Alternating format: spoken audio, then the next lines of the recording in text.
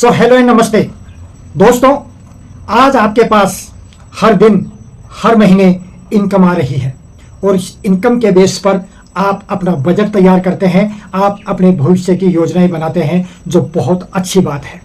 पर क्या आपने कभी गंभीरता से सोचा है कि एक दिन आपकी ये इनकम बंद हो जाएगी? जी हाँ दोस्तों, और वो दिन होगा आपके रिटायरमेंट का दिन।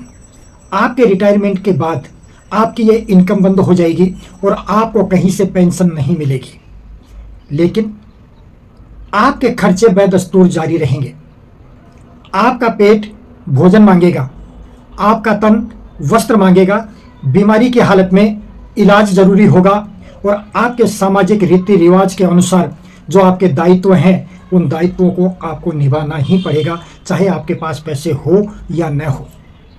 जब आपके पास पैसे नहीं होंगे तो आपके ये खर्चे कैसे पूरे होंगे?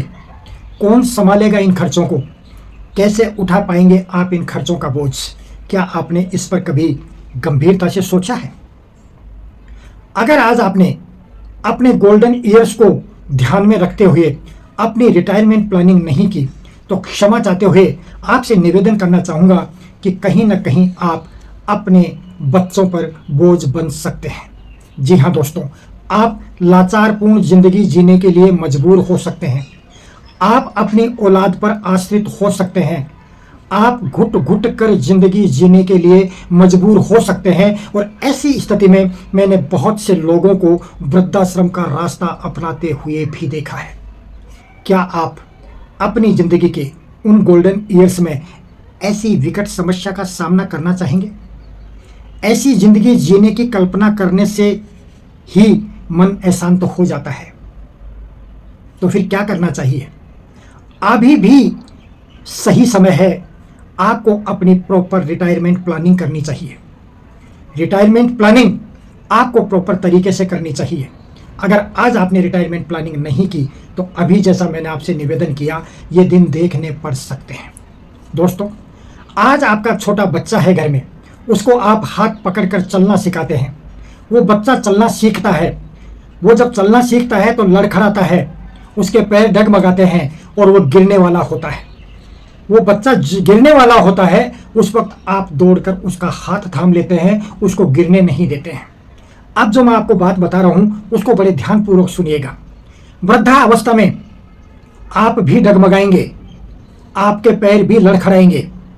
इस बात की क्या गारंटी है कि आपके बच्चे आपका हाथ थाम लेंगे, आपको गिरने नहीं देंगे, आपको सहारा देंगे, आपका संबल बनेंगे? क्या इस बात की गारंटी है? इसलिए आपसे अनुरोध है कि समय रहते अपनी रिटायरमेंट प्लानिंग कर लीजिए दोस्तों, क्योंकि रिटायरमेंट प्लानिंग आपके लिए भी एक अच्छा गिफ्ट है और आपके अपनों के लिए भी एक अच्छा गिफ्ट है।